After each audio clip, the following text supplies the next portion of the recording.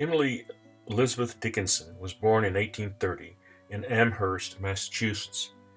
Although part of a prominent family with strong ties to his community, Dickinson lived much of her life highly introverted. Today, we would call her an agoraphobic. Considered an eccentric by locals, she developed a noted penchant for white clothing and became known for her reluctance to greet guests, or, later in life, to even leave her bedroom. When she was ill, and the doctor came to call, she remained in her bedroom, the covers pulled up around her neck. Lying in bed, she explained her symptoms. The doctor had to stand in the doorway and make his diagnosis. While Dickinson was a prolific private poet, fewer than a dozen of her nearly 1,800 poems are published during her lifetime.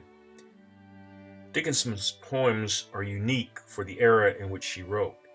They contain short lines, typically lack titles, and often use slant rhyme as well as unconventional capitalization and punctuation. Take, for example, the following poem. Tell all the truth, but tell it slant. Success in circuit lies. Too bright for our infirm delight, the truth's superb surprise. As lightning to the children eased with explanation kind. The truth must dazzle gradually, or every man be blind. Often, her poetry dealt with some aspect of nature, such as in the following poem. There's a certain slant of light winter afternoons that oppresses like the heft of cathedral tunes.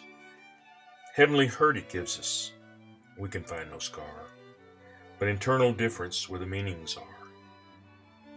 None may teach it, any, 'tis the sealed despair. An imperial affliction sent us on the air. When it comes, the landscape listens, shadows hold their breath. When it goes, 'tis like the distance on the look of death. Fear could also be part of nature, as in this poem. A narrow fellow in the grass occasionally rides. You may have met him, did you not?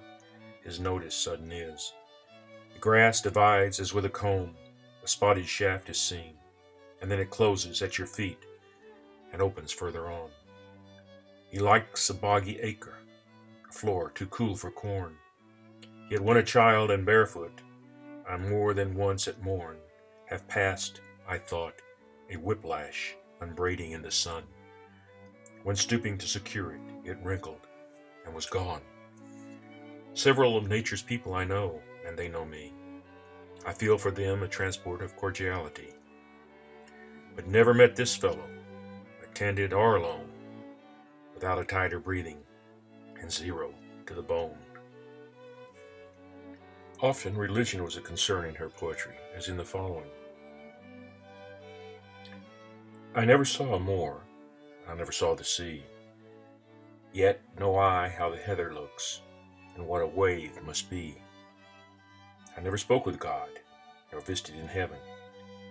Yet certain am I of the spot, as if the chart were given.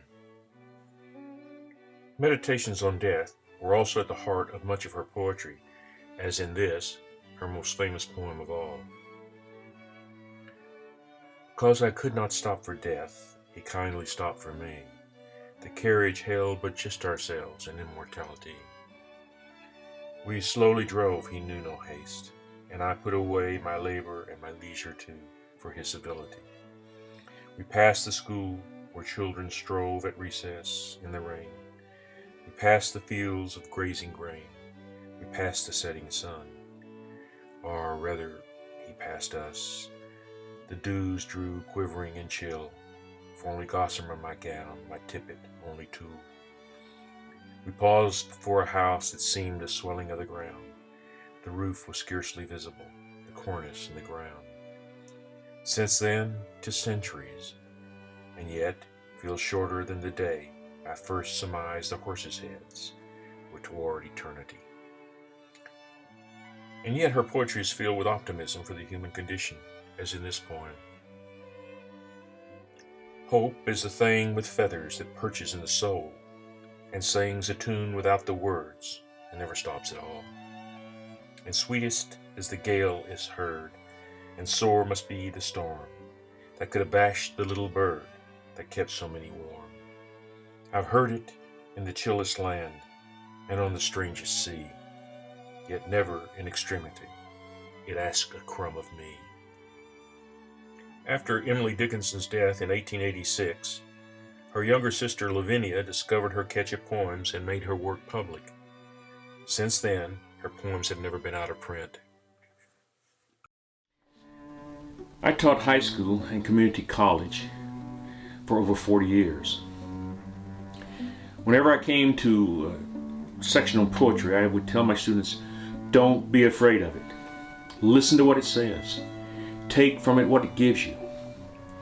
If you let the poet in, he or she will have much to show us, much to help us understand the world in which we live, much to help us understand ourselves.